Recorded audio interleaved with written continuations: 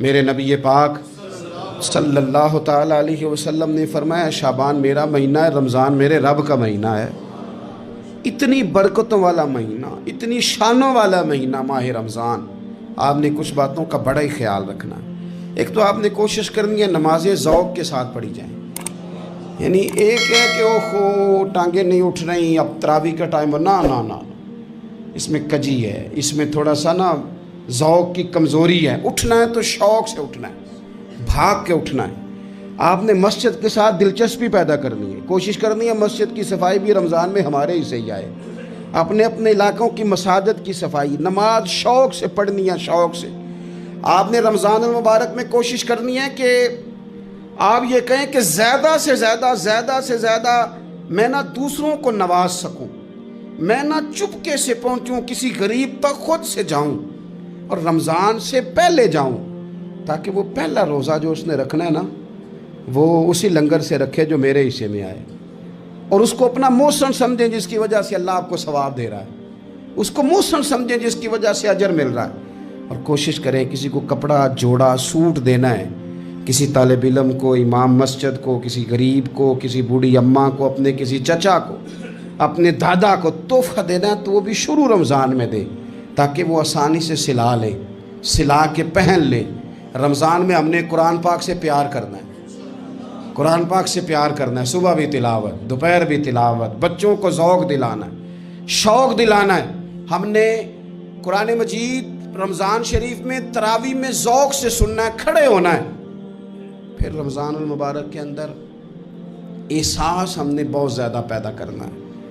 ہم نے دیکھنا ہے کہ میں کس جگہ میری ضرورت ہے، میں کس طرح کر کے کام آ سکتا ہوں، وہاں اپنی خدمات کو پیش کرنا ہے۔ پھر اس سے آگے آپ بڑھیں گے۔ رمضان شریف کے اندر سحری میں اٹھنا تو ہے نا جی، دہی لینے بھی جانا پڑتا ہے، دودھ لینے بھی کئی دفعہ جانا پڑتا ہے، تو اٹھنا تو ہے۔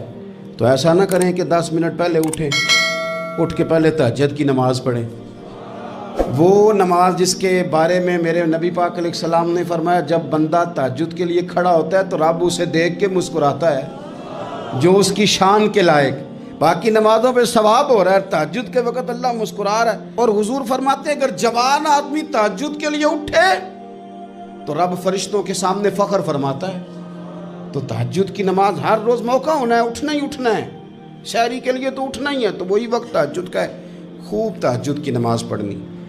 ایک چیز آپ نے پورا رمضان استعمال نہیں کرنی، وہ غصہ ہے۔ سارے روزے یعنی بالکل عین افطاری کے وقت بھی کوئی بندہ غلط بات برداشت، کون سی بات کرنی ہوتی ہے، صحیح کہ غلط؟ صحیح کو تو برداشت کرنے کی ضرورت ہی نہیں ہوتی، برداشت کرنی غلط بات ہوتی ہے، اس کو سہنا ہے، اسے کہنا یار روزے ہیں، رب کی رحمت برس رہی ہے، جا میں نے تجھے اللہ کی رضا کے لیے معاف کیا۔ اور ذہن میں حدیث رکھنی ہے کہ حضور نے فرمایا تو رب کے بندوں کو معاف کر، اللہ تجھے معاف فرمائے گا۔ رمضان شریف میں اور سعادت کے ساتھ اور پیار کے ساتھ، اور غیبت نہیں کرنی کسی کی بھی، کسی ادارے کی نہیں، کسی بندے کی نہیں، غیبت نہیں کرنی۔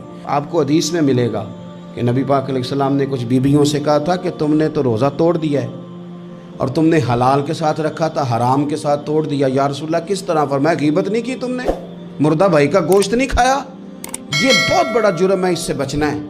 موبائل کم استعمال کرنا ہے، اور مہربانی کریں کم خبریں دیکھیں، جو خبریں عورتیں پڑھتی ہیں ان خبروں سے بھی پرہیز کریں۔ کوئی ہم نے بڑا سال 11 مہینے سیاسی تبصرے کر لیے، کیا انقلاب آیا پھر ملک میں؟ تو رمضان کا مہینہ سیاسی تبصرے رہنے دیں، زیادہ وقت مسجد میں گزاریں، زیادہ وقت اللہ کے گھر میں گزاریں، زیادہ ٹائم آپ تلاوت قرآن پاک میں، استغفار میں، درود شریف میں گزاریں، ایک دوسرے کے ساتھ پیار کریں، ایک دوسرے کے کام آئیں۔ اے خالق کائنات، آئندہ جمعہ رمضان میں آنے والا ہے، اللہ امت کی خیر فرمانا، کشمیر کے مظلوموں کی خیر کرنا، برما کے مجبوروں کی خیر کرنا۔